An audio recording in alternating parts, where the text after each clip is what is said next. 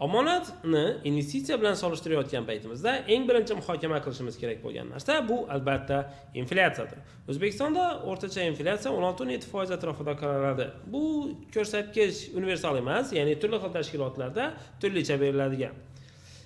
Lekin 16-17%. Agar siz omonatga qo'yadigan bo'lsangiz, taxminiy 22% dan omonatga qo'yapsiz, to'g'rimi?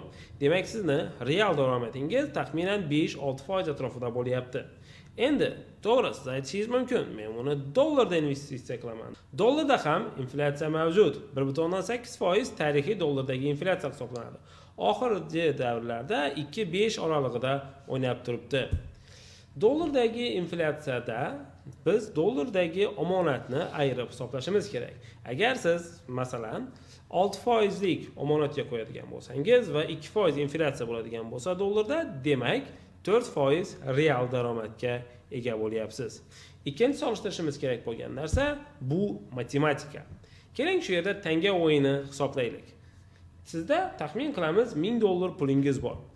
Sizda ikkita tanlov bor. Birinchisi bankka omonatga qo'yish, keling uni taxminan yiliga 3% stabil daromadga ega bo'lasiz deb aytamiz. Yoki ikkinchi variantingiz birja.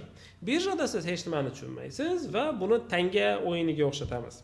Ya'ni tangani tashlaysiz, GEF tushsa 30% plus, boshqa taraf tushsa 10% minus. Qaysi strategiya yaxshiroq? Ya'ni stabil 3% likmi yoki tanga o'yinimi?